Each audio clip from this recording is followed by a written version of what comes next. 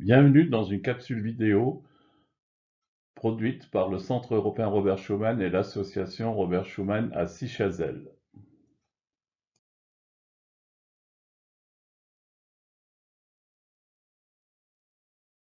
À l'occasion du 70e anniversaire de la déclaration de Robert Schuman du 9 mai 1950, nous vous proposons 3 capsules vidéo. La première sur les sources de la déclaration, la deuxième sur la déclaration elle-même et la troisième sur l'actualité en 2020 de la déclaration du 9 mai 1950. Pour garantir la paix en Europe après les horreurs de la Seconde Guerre mondiale, la déclaration du 9 mai 1950 proposait, en premier lieu, la réconciliation entre les deux ennemis héréditaires, l'Allemagne et la France, et, en second lieu, une coopération entre les pays européens dans les deux domaines économiques clés, essentiels à la reconstruction du continent et au contrôle de la fabrication d'armes, le charbon et l'acier. Comme cadre institutionnel de cette coopération, la déclaration du 9 mai proposait la création de la seconde organisation supranationale en Europe, la Communauté européenne du charbon et de l'acier, CECA. Mais avant de poursuivre la découverte de la déclaration du 9 mai 1950, et pour éviter toute confusion, permettez-moi de vous présenter la première des institutions européennes qui a été créée à l'issue de la Seconde Guerre mondiale, le Conseil de l'Europe à Strasbourg. La première institution supranationale qui a été fondée après la Seconde Guerre mondiale, le 5 mai 1949, était le Conseil de l'Europe à Strasbourg. C'est une organisation intergouvernementale. On y décide tout à l'unanimité. En d'autres termes, chaque pays a un droit de veto. Aujourd'hui, 47 pays européens, qui représentent plus de 830 millions d'Européennes et d'Européens, sont membres du Conseil de l'Europe. Il est totalement indépendant de l'Union européenne, mais collabore avec elle dans certains domaines. Tous les États membres de l'Union européenne sont membres du Conseil de l'Europe. Le Conseil de l'Europe œuvre principalement pour la sauvegarde des droits de l'homme et pour les valeurs européennes. Il est composé de 4 organes: le Comité des ministres, l'Assemblée parlementaire, le Congrès des pouvoirs locaux et régionaux et la Conférence des organisations internationales non gouvernementales. 2 institutions lui sont rattachées, la Cour européenne des droits de l'homme et le Commissaire aux droits de l'homme. Au milieu du XXe siècle, le charbon et l'acier ont joué un rôle politique et économique important en Europe.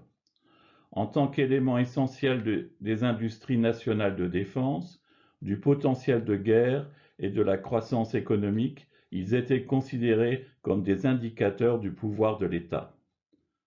Après la Seconde Guerre mondiale, cependant, le charbon, l'une des ressources d'énergie les plus importantes pour la production d'acier, était une ressource rare.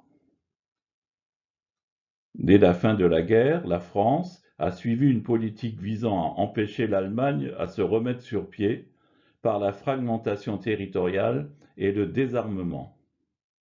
À partir de 1949, cependant, la politique étrangère française sur la question allemande a été de plus en plus marquée par l'évolution vers l'intégration de l'Europe occidentale. De même, en Allemagne, des projets d'intégration de l'Europe occidentale ont également été discutés comme moyen d'abolir le statut d'occupation et d'obtenir la souveraineté de la République fédérale fondée en 1949.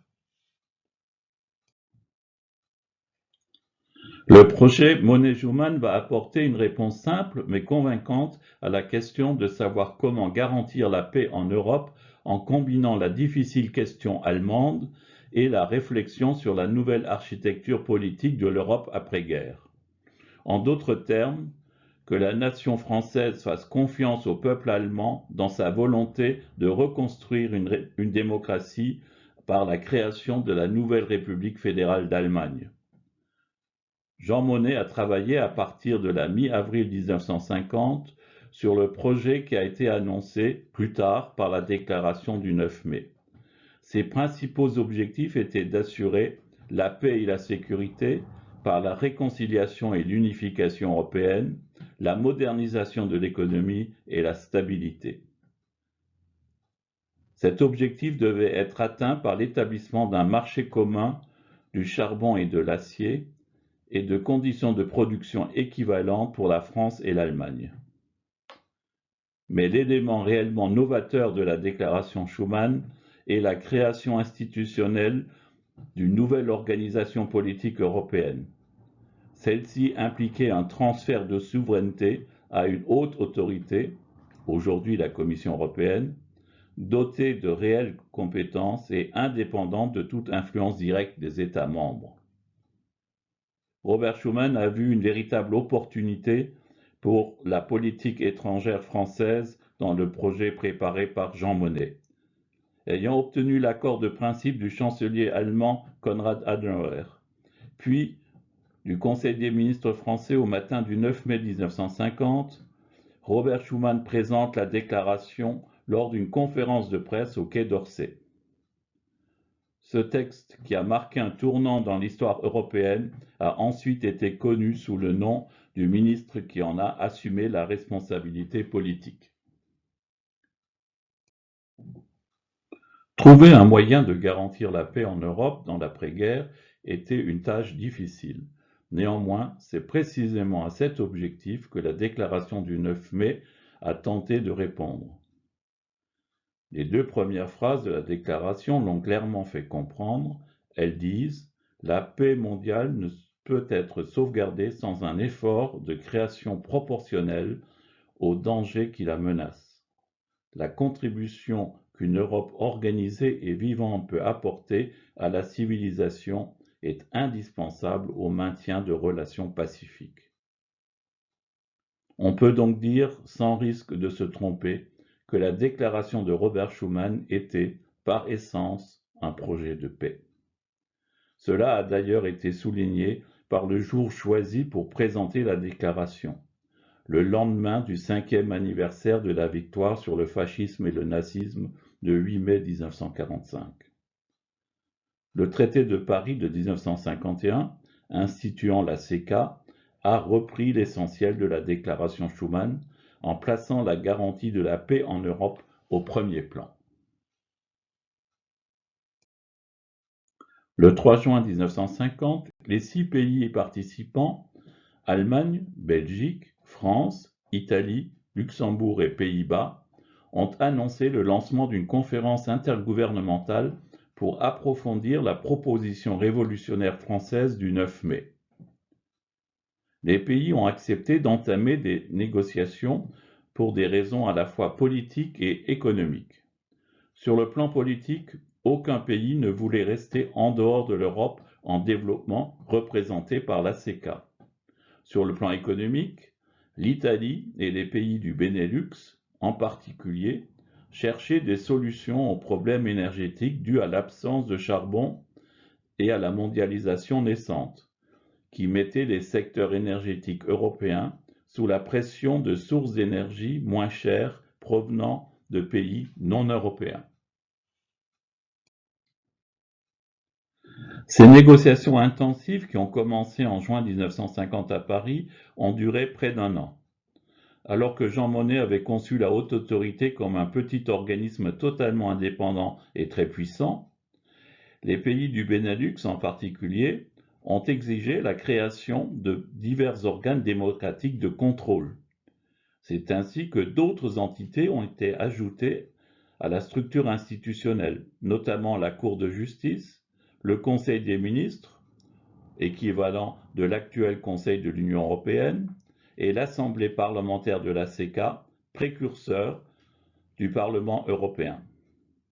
Signé le 18 avril 1951, le traité de Paris est entré en vigueur après sa ratification le 23 juillet 1952. Conclu pour une période de 50 ans, le traité a expiré en juillet 2002, alors que ses dispositions avait été largement reprise dans les traités de l'Union européenne intervenus entre-temps. L'Europe n'a pas été faite, nous avons eu la guerre. C'est une allusion à l'échec du plan d'unification européenne présenté par Aristide Briand, Premier ministre français, et Gustav Stresemann, ministre allemand des Affaires étrangères, avant la Seconde Guerre mondiale. L'Europe ne se fera pas d'un coup, ni dans une construction d'ensemble, elle se fera par des réalisations concrètes, créant d'abord une solidarité de fait. C'est la méthode dite fonctionnaliste, intégration européenne par des secteurs spécialisés. Le Rassemblement des nations européennes exige que l'opposition séculaire de la France et de l'Allemagne soit éliminée. La réconciliation de l'Allemagne et de la France que nous avons longuement évoquée déjà. Le gouvernement français propose de placer l'ensemble de la production franco-allemande de charbon et d'acier sous une haute autorité commune, dans une organisation ouverte à la participation d'autres pays d'Europe. La coopération en Europe ne peut se résumer à un tissu de relations bilatérales. L'Europe ne peut être que multilatérale. La mise en commun des productions de charbon et d'acier assurera immédiatement l'établissement de bases communes de développement économique, première étape de la fédération européenne. L'objectif n'est pas seulement économique, il est éminemment politique, la fédération européenne. L'Europe pourra, avec des moyens accrus, poursuivre la réalisation de l'une de ses tâches essentielles, le développement du continent africain. C'est l'idée que l'Europe ne doit pas uniquement se replier sur elle-même, mais doit assumer ses responsabilités dans le monde, notamment vis-à-vis de l'Afrique. Par la mise en commun de production de base et l'institution d'une haute autorité nouvelle, dont les décisions lieront la France, l'Allemagne et les pays qui y adhéreront, ça veut dire que les décisions s'appliqueront directement dans les pays selon une méthode de l'intégration et non de la coopération intergouvernementale. Cette proposition réalisera les premières assises concrètes d'une fédération européenne indispensable à la préservation de la paix. C'est l'objectif final qu'il s'agit d'atteindre par de petits pas, par des réalisations concrètes. En créant la CECA, pour la première fois dans l'histoire européenne, les États participants ont volontairement cédé une partie de leur souveraineté à une organisation au niveau européen. La déclaration de Robert Schuman a ainsi permis la création de l'Union européenne actuelle en préparant son cadre institutionnel historique. L'une des importantes réalisations du projet de Jean Monnet a été la réconciliation franco-allemande. Mais son héritage majeur sont les institutions supranationales auxquelles la déclaration a ouvert la voie. Institutions qui ont beaucoup contribué à garantir la coexistence pacifique des États membres de l'Union européenne au cours des 70 dernières années. C'est pourquoi la déclaration de Robert Schuman du 9 mai 1950 doit être considérée comme novatrice et visionnaire, comme la pierre angulaire de la paix et de la construction européenne. À bientôt dans la capsule 3 qui abordera l'actualité en 2020 de la déclaration du 9 mai 1950.